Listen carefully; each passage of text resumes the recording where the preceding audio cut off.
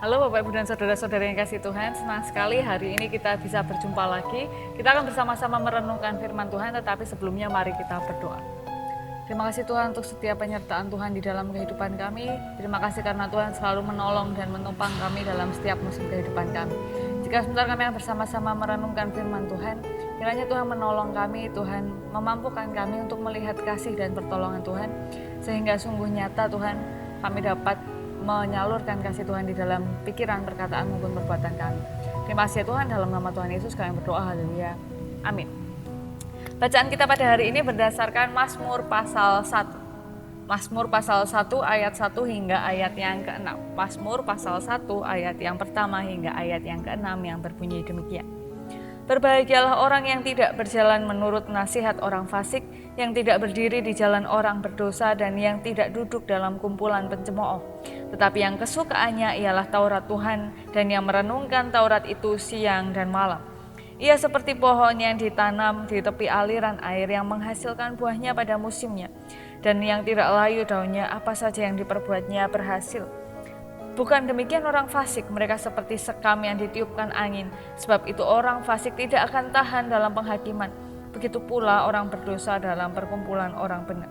Sebab Tuhan mengenal jalan orang benar, tetapi jalan orang fasik menuju kebinasaan. Demikianlah pembacaan firman Tuhan pada hari ini. Sungguh berbahagia kita yang diberikan kesempatan untuk mendengarkan, merenungkan, memelihara, bahkan diberikan kekuatan untuk melaksanakan di dalam kehidupan kita sehari-hari. Haleluya. Bapak Ibu dan Saudara-saudara yang kasih Tuhan, apakah pernah mendengar istilah watuk iso diobati, tapi watak digawa sampai mati? Nggak tahu sih saya istilah yang benar gimana. Pokoknya intinya kalau batuk itu ada obatnya, tetapi karakter seseorang itu tidak bisa berubah. Nah, apakah Bapak Ibu setuju dengan hal itu? Sebenarnya kalau kita pikir-pikir, karakter itu kan sifat yang dibangun ya. Jadi enggak dari lahir juga gitu ya, mungkin ada ya yang memang dari lahir itu dia aktif gitu, dari kecil memang sudah cerewet, ada yang dari kecil memang sudah diam, lebih suka ini itu, mungkin lebih suka menggambar, ada yang suka bernyanyi, itu talenta yang memang begitu adanya. Tetapi ada juga bagian dari karakter itu yang dibangun, jadi bukan dari sononya tapi memang itu dibangun. Jadi misalnya ada anak yang terbiasa disiplin, itu karena dia dilatih disiplin.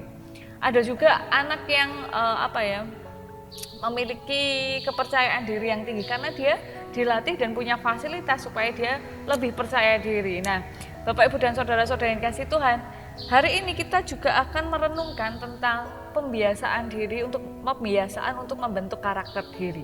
Jadi karakter itu dibangun, karakter murid Kristus itu dibangun, bukan dari lahir langsung menjadi seperti itu. Ini terlihat jelas dari bacaan kita yang sudah kita baca tadi, khususnya di ayat 1-2. Berbahagialah orang yang tidak berjalan menurut nasihat orang fasik, yang tidak berdiri di jalan orang berdosa, dan yang tidak duduk dalam kumpulan pencemooh, tetapi yang kesukaannya ialah Taurat Tuhan, dan yang merenungkan Taurat itu siang dan malam.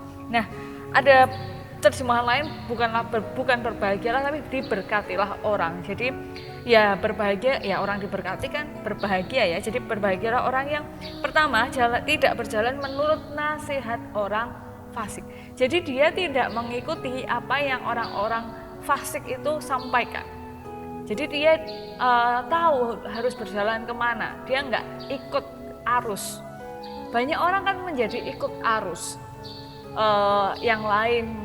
Yang lain teriak-teriak, ya sudahlah, saya dibandingkan tidak teriak-teriak, saya dibandingkan menjadi orang yang berbeda, saya ikut teriak-teriak lah. Ada orang lain korupsi, masa saya semuanya korupsi, saya nggak ikut korupsi, nanti saya dimusuhi sama orang-orang lain.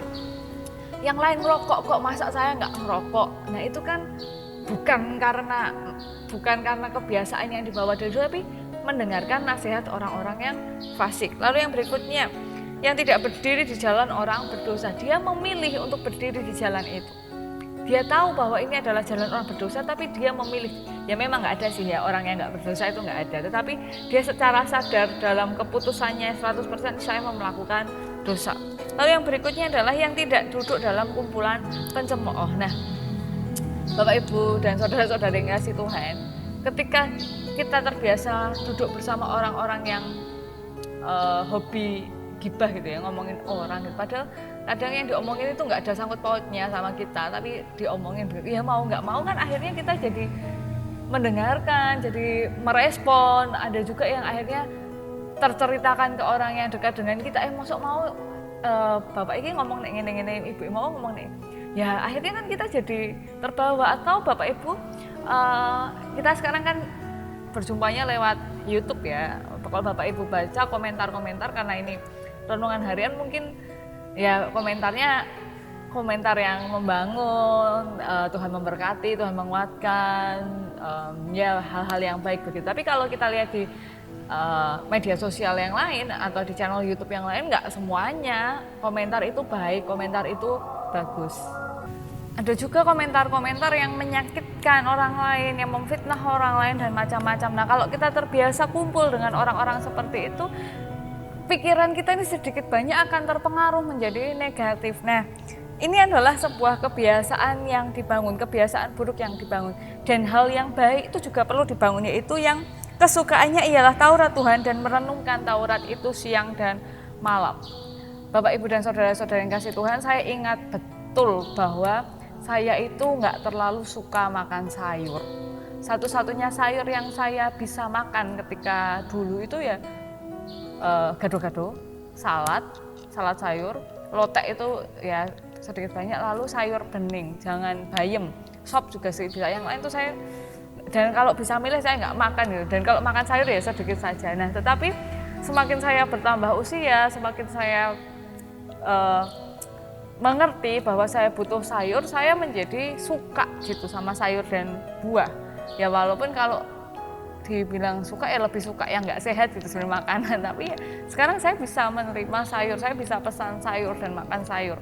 Saya juga bisa minum air putih, walaupun saya juga sebenarnya suka dengan minuman yang lain. Dan akhirnya sekarang saya lebih suka minum air putih. Nah, firman Tuhan itu juga begitu. Ada orang yang pengen sekali membaca dari Kejadian sampai Wahyu, tetapi nanti sampai Keluaran, lalu sampai di Bilangan, Imamat, Bilangan, dan Ulangan nanti akan menjadi bosan karena isinya ada yang angka-angka, silsilah-silsilah, lalu menjadi apa sih ini? Dan akhirnya nggak kekejar gitu sampai Wahyu. Tetapi ketika kita menyukai, mau untuk belajar menyukai, maka kita harus mencoba. Nah, itu kan dibangun kebiasaan. Dan ada juga istilah Jawa, witing tresno jalaran saka kulino. Ya kalau mau suka ya harus dikulinakan, harus dibiasakan. Nah, nanti semakin lama kita akan suka dengan firman Tuhan dan merenungkan itu siang dan malam. Jadi untuk menjadi murid Kristus itu memiliki karakter murid Kristus itu enggak dari lahir, tapi harus dibentuk, harus dibangun. Dan untuk menghilangkan karakter kita yang buruk itu bukan hanya didoakan, bertobat lalu selesai, tetapi kita juga harus membangun lingkungan yang baik. Bukan berarti kita harus memusuhi mereka, tetapi ketika kegiatan itu dirasa tidak baik, ya bisa ditinggalkan gitu kan. Bukan orangnya ditinggalkan, tetapi ketika kegiatannya itu tidak baik bisa ditinggalkan. Nah, Bapak, Ibu, dan saudara-saudari yang dikasihi Tuhan, mari bersama-sama kita belajar untuk membangun kebiasaan yang baik, untuk membangun karakter yang baik, berusaha bersama-sama untuk menciptakan lingkungan yang baik bagi diri kita dan orang-orang di sekitar kita. Kenapa? Ini ada di ayat 3. Karena ia akan seperti pohon yang ditanam di tepi aliran air yang menghasilkan buahnya pada musimnya dan tidak layu daunnya, apa saja yang diperbuatnya berhasil. Ini kan menyenangkan sekali ya. Jadi pohon, airnya ada di dekat kita, lalu sesuai pada musim ini mengeluarkan buahnya, dan kemudian apa saja yang kita perbuat ini berhasil. Kenapa kok bisa begitu? Karena orang yang punya karakter murid Kristus, dia ini nggak serakah. Walaupun ada air di sekitarnya, walaupun diberkati Tuhan, dia nggak serakah, dia bisa mensyukuri. Karena buah itu hanya akan berbuah pada musimnya, nggak setiap saat berbuah. Ya ada mungkin ya buah yang banyak gitu, bisa tumbuh di berbagai macam musim, tapi kan kebanyakan buah ada musimnya. Makanya kita mengenal musim mangga, musim durian, musim rambutan, karena buah itu keluarnya pada musim-musim tertentu. Nah, ini mengajarkan kepada kita bahwa dengan memiliki karakter murid Kristus, kita akan bisa mensyukuri hidup kita, dan ini membuat kita menjadi bahagia. Orang yang tidak bahagia itu banyak-banyaknya, nggak selalu ya, banyak-banyaknya adalah orang-orang yang tidak bisa bersyukur atas kehidupan yang ia jalani. Enggak selalu orang yang ekonominya menengah ke bawah itu tidak bahagia, enggak selalu orang yang hidup sendirian itu tidak bahagia, tidak selalu juga orang yang sakit itu menjadi tidak bahagia. Dan tidak selalu orang yang kaya itu bahagia. Tidak selalu orang yang hidupnya punya keluarga besar dan banyak itu bahagia. Tidak selalu juga orang yang sehat itu adalah orang yang bahagia. Tetapi dengan belajar firman Tuhan, dengan membentuk karakter Kristus, kita belajar untuk bersyukur dengan kehidupan kita. Bahwa ini musimnya berbuah. Bahwa ini bukan musim berbuah. Bahkan mungkin ini adalah musim untuk menggugurkan daun. Walaupun mungkin tidak setiap musimnya berbuah, tetapi kita tahu pasti bahwa ada air di dekat kita. Kita akan selalu cukup.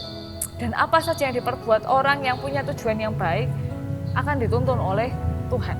Dan walaupun tidak sesuai ekspektasinya, karena kita tahu bersyukur, maka kita akan mengambil hikmah dalam setiap peristiwa dan itu bisa menjadi berhasil. Kenapa kok gitu? Misalnya nih, kita mau pergi ke Jogja, dari Wonosari ke Jogja, dan kendaraan kita nih banyak bocor, mau nggak mau kita naik bis. Nah di bis kita ketemu sama, ini kalau corona mungkin agak susah ya, ketika di bis kita bertemu dengan orang lalu ngobrol, kita punya kenalan baru. Mungkin kita nggak bisa ke Jogja lebih cepat, mungkin dalam hal itu kita gagal, tapi kita punya satu keberhasilan, yaitu kita berhasil bertemu dengan orang baru dan menjalin relasi yang baru. Orang itu kalau bersyukur, punya pikiran positif, akan menemukan banyak hal baik di dalam kehidupannya. Jadi mari bersama-sama kita membangun karakter yang baik, karakter yang diinginkan oleh Tuhan, karakter murid Kristus, supaya kita tahu caranya bersyukur dan kita akan melihat bumi ini dari sudut pandang yang lebih indah. Kita berdoa. Terima kasih Tuhan untuk setiap penyertaan Tuhan di dalam kehidupan kami, dan ampuni kami jika kami tidak melihat bagaimana Tuhan mengasihi dan menolong kami, dan mampukan kami untuk melihat betapa Tuhan mencintai kami, sehingga kami dapat bersyukur dengan kehidupan yang Tuhan anugerahkan. Terima kasih ya Tuhan, seluruh kehidupan kami serahkan dalam tangan kuasa Kristus yang adalah Tuhan dan Juru Selamat kami. Haleluya, amin. Nah Bapak Ibu, demikian yang dapat saya sampaikan, kiranya dapat menjadi hal yang baik bagi kita semua. Tetap jaga kesehatan, tetap jaga kondisi, sampai berjumpa di pertemuan yang berikutnya. Tuhan memberkati kita semua. Sampai jumpa.